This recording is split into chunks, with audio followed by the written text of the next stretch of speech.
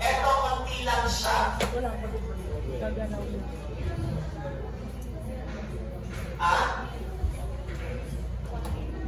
Ang cellular bacteria, we have one form na ilan siya? 129.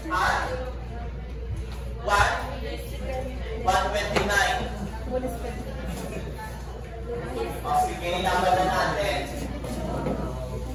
Parang partner din naman tayo, di ba?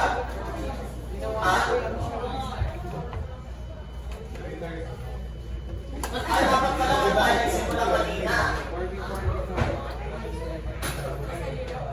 Ano oras na ba? 2:30 pa lang. 2:53 ako na. Boss.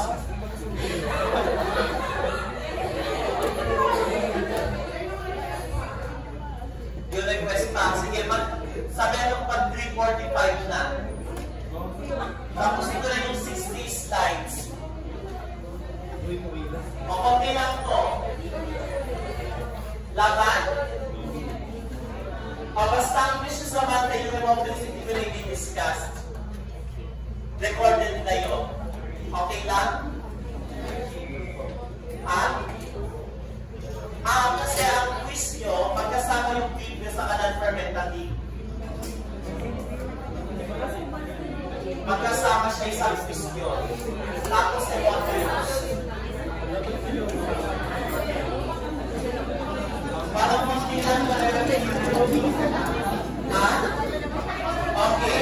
Tapos sa Wednesday, papalagyan ito naman. Acellular sa spirochete. Last na yun, na quiz. Last na yun na quiz. Acellular, spirochete, non-fermental, and other medically. Last na topic sa yun. Yung magkasama yung non-fermental sa papilyo. Ito, PPLO, 50 items identification yun. Acellular, spirochete, and other medical.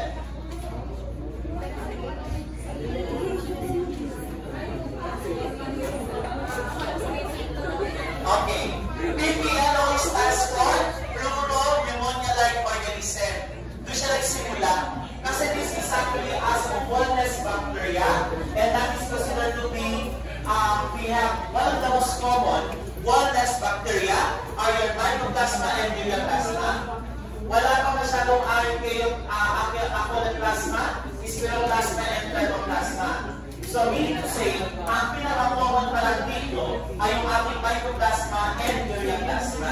So, dyan tayo mag-focus. Kaya, okay, very good. Alam mo, saan tayo pag-aaral, no? Okay.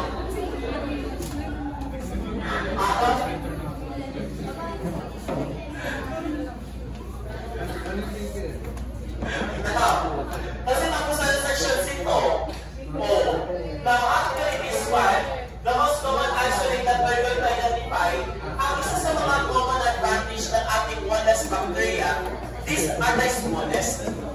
Guys, tandaan, the smallest bacteria is as wellness bacteria, and that is mycoplasma. The smallest pathogenic according to Lemar.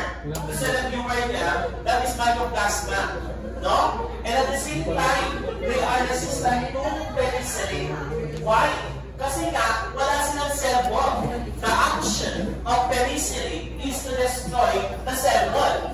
Unfortunately, walang cell wall ito.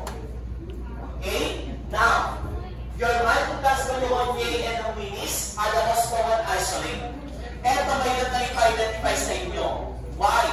Masyadong maliit ang mga masyadong maliit yung colony nila na kailangan mo pang silipin sa microscope para makita mo yung colony niya. And ureaplasma, urealytic. Nag-iisa, the most common isolate under ureaplasma is urealytic. Bakit tinawag na ureaplasma? Because they are highly urase positive. Doon siya pinangalan. No? Mataas ang urase concentration ng ating bacteria na ito. Okay? And of course, these are the characteristics of your mycoplasma. The size is very small, walang cell wall.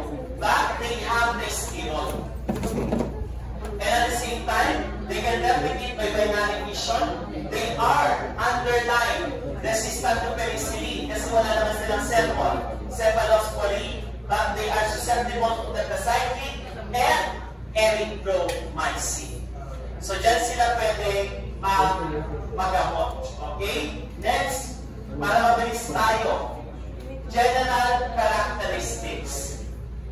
Okay?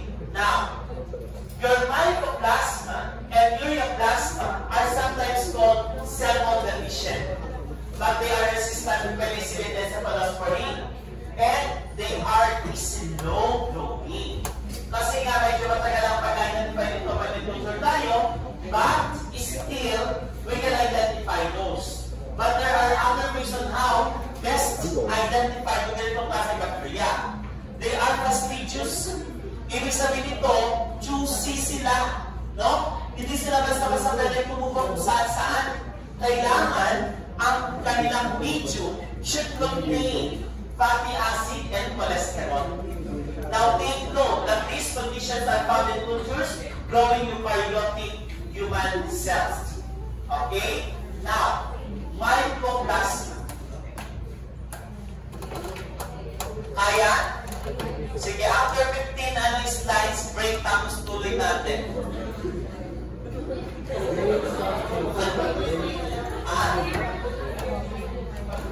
Marami na ba ako na-discuss? 57 slides na may non-fermentative. Ang quota natin ay 200 slides. Hindi ko lang naman ang-vlog pa na ako. Kala ko 130. Galing dapat pala ang-vlog. Kumakit na ako. Okay, basahin nyo na lang yan. Okay, so dito guys, they are actually, of course, the most common human pathogen under mycoplasma, pero tayo pneumonia and pneumonia. No? That's actually the most common. Tandaan guys, pneumonia respiratory, pneumonia genitourinary tract. Pneumonia, actually, inhalation respiratory, pneumonia, that is actually sexually transmitted infection. Alam niyo ba na si Mycoplasma hominis and Ureaplasma urinalyticum, halos pareho ng infection niya related to Neisseria gonorrhea. Kaya nga ang tawag natin dito kay Mycoplasma hominis is sometimes called the non-gonococcal urethritis. Now, at the same time, they are very difficult to identify. Kaya nga common contaminant to ng cell culture. And at the same time, important in research kasi nga, kapag halimbawa sa nila nagamit tayo ng mga cell culture lines that will be identified. No? Ang ating ibang mycoplasma. Now, your mycoplasma actually, particularly pneumonia, are called to be pleuropneumonia-like organism or PPLO under 9 fried egg colonies. And they are first isolated from mobile as pneumonia sa mga cattle. Kaya nga doon siya discovered and it was going to be known as Eton agent. Now, that is your mycoplasma, particularly mycoplasma pneumoniae. Yan. Now, at the same time, general characteristics ng mycoplasma. Don't worry, wala kami bacterial ganyan na i-identify sa inyo. They can be identified in epithelial cells, particularly respiratory and urogenital.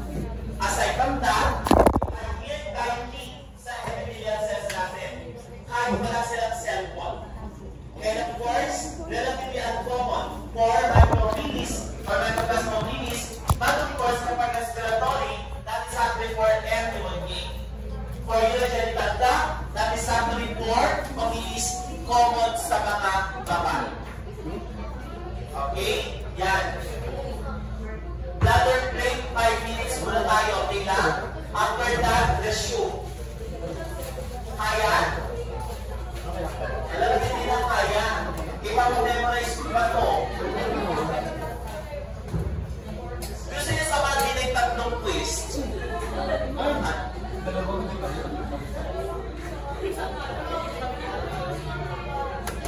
Makakabawi kayo pag nag-review kayo.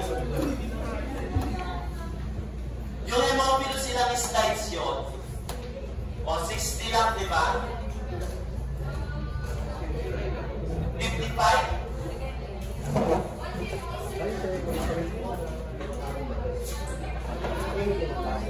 Okay.